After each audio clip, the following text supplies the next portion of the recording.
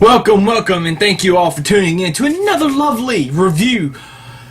This is Chaos and the TNA Slammiversary IX pay-per-view review. Now, I'm going to jump right into this because it is what it is.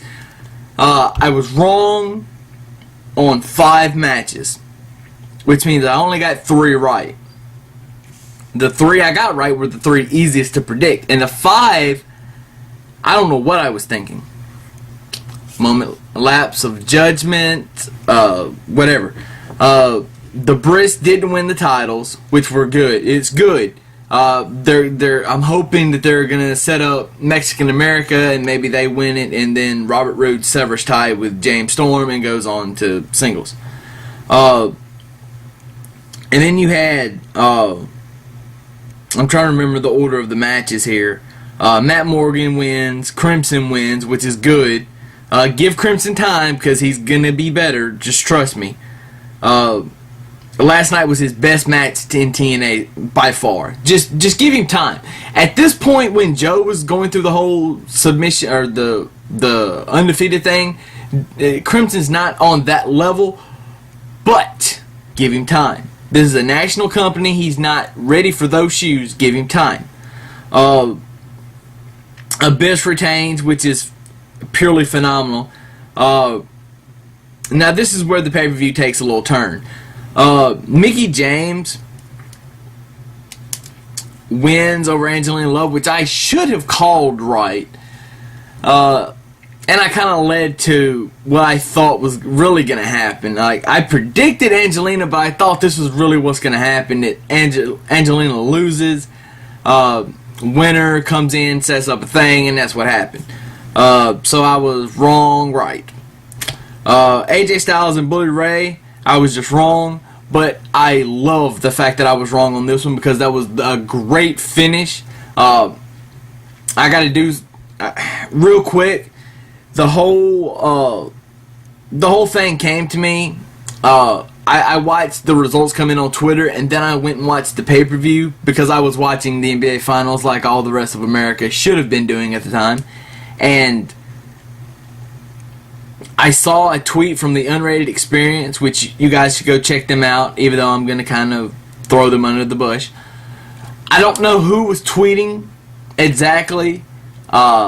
I know who wasn't tweeting, or who I believe wasn't tweeting, but I don't know who was tweeting. Said that this was the worst finish for a match that in a wrestling match they've seen in wrestling in 13 years. I don't believe that. Stop looking at it from a fan's perspective, because it sounds to me like you wanted AJ to win so bad, or you just thought that this was just so stupid of a finish. No, because the stupid things draws heat.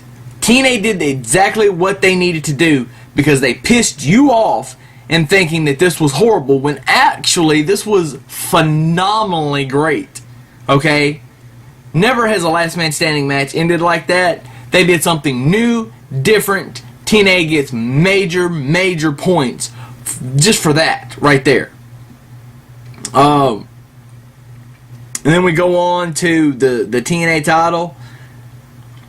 I didn't like the fact that it was not last. Now, don't get me wrong. I think there's still some pay-per-views that you can put on another match after the title match. But this is not one of those pay-per-views. Next month, Destination X, that's one of those pay-per-views. Put Ultimate X up, have that main event. I'm fine with it. On this pay-per-view, which is their second biggest pay-per-view of the year, this right here is like WWE SummerSlam. To put it in retrospect, with Bound for Glory being like their WrestleMania. I don't like it. And the fact that Anderson won the title, I don't give a fuck if I'm right or wrong on my predictions. But the fact that Anderson won the title, that should have been last. That should have been what killed, or what ended the pay-per-view, I should say. Not killed.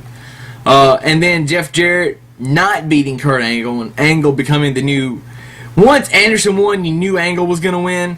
It would have been the same thing if Sting would have won, you knew Jarrett was going to win. But that would have still been a horrible way. I like they took the belt off of Sting.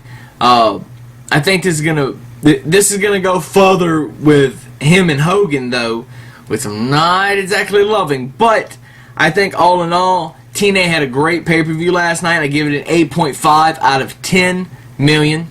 And, no, out of 10. And,